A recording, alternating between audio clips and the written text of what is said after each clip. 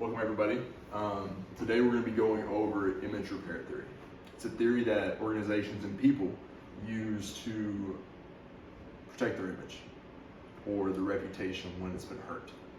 And so I think it's very applicable to y'all as business owners and people who are in the limelight where a crisis could happen and you will have to implement a theory or a method to protect your image. So with that, I want to ask you a question.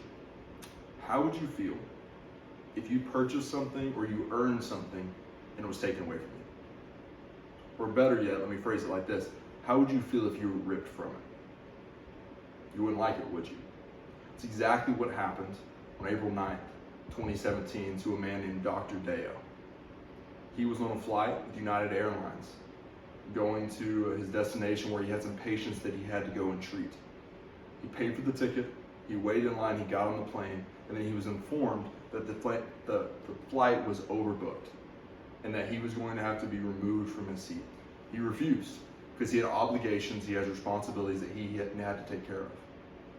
But even though that was the case, First United phrases this: they had to reaccommodate several passengers. Well, NPR News, I think, put it a better way, in a more accurate way. They said this: United called security officers who violently wrenched the man from his seat, bloodying his face and dragging his limp body down the aisle. This all was recorded and posted on Twitter and other social media platforms within minutes after the incident. And not long after that, it went viral on social media. And then United had a crisis on their hands that they had to deal with. And they began to implement image repair theory. And so in this analysis of United, I hope to analyze the response communicated by United Airlines implementing image repair theory. So first off, what is image repair theory? Well, it's a method of protecting your reputation or restoring your reputation after it has been hurt in some way or some form. We as human beings use it all the time. We've used it since we were a kid. When we've done something wrong and it looks bad on us, we begin to deny it, shift the blame to somebody else, or just downright act like it didn't happen. There are many different stages and strategies within image repair theory, but it begins with an attack on one's reputation, as I stated. And an attack has two stages, two components to it. One, an offensive act, and secondly, an accusation of responsibility. And so there has to be an offensive act by an organization or by a person, and the responsibility given to that person. Hence, the reputation has been tarnished. Excuse me. So what are the components? What are the components of image repair theory? Well, first is denial. Simply, as put it, I didn't do it. It wasn't me. Secondly is evading responsibility. You can shift it to another person. It wasn't my responsibility to handle that. It wasn't on me to take care of that. It was them. Third, reducing offensiveness.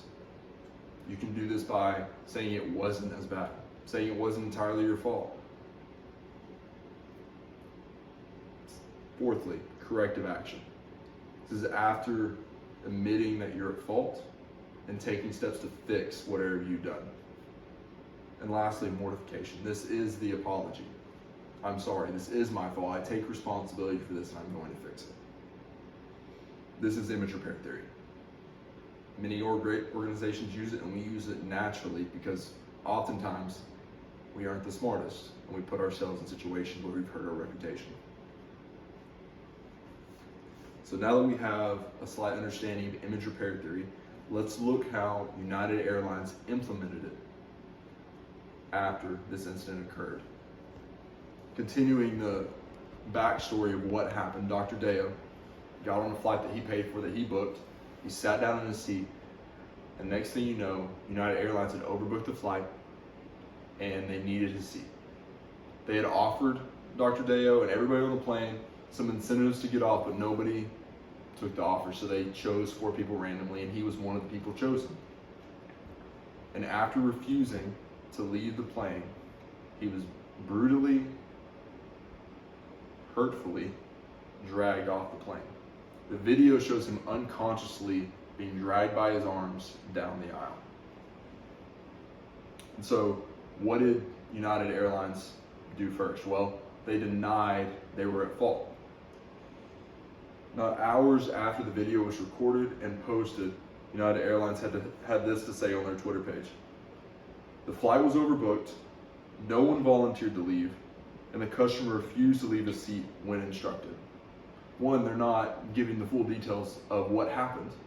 Also, they're not taking any blame upon themselves.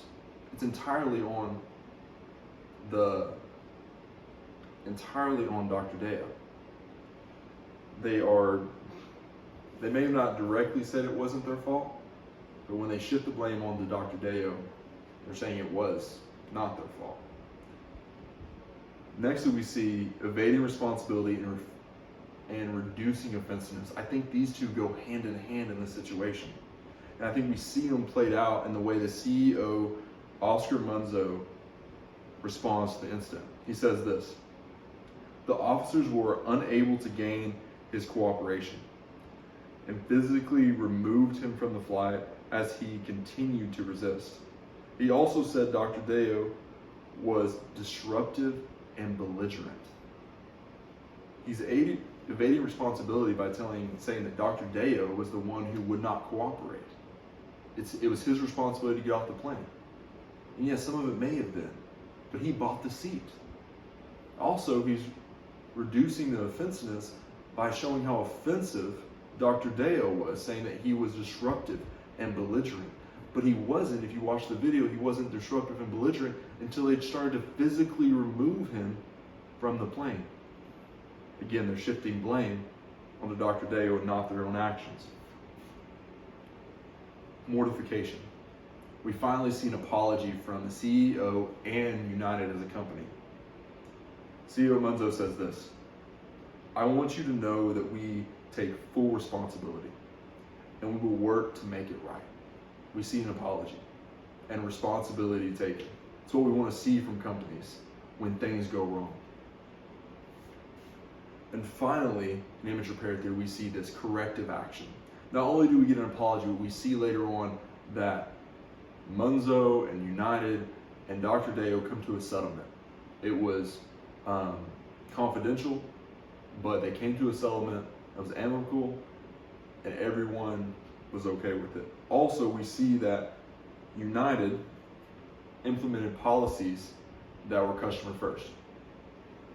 This is a quote from the Washington Post not long after the settlement was reached, saying United employees will be given now authority to find creative solutions to get bumped passengers to their final destination, even if it means booking them on another flight or another airline company. You see that United is committed to getting their customers to where they need to go, because that's the whole business strategy, getting customers where they need to go, and even at the risk of giving business to a competitive airline. This is what we like to see after an incident happens. And in conclusion, United Airlines made some mistakes. They implemented image repair theory to its fullest, but I think as business owners and people who sometimes tarnish the reputation, stakeholders and customers respond much better when companies are honest and transparent about their actions and make deliberate steps to move forward in productive and ways that fix what had gone wrong. I think if United would have just been upfront at the beginning about what happened, that they were sorry and they were going to make it right, they wouldn't have had so much backlash and a possible boycott on social media. It's something we can learn from and be honest and upfront with our customers. Thank you.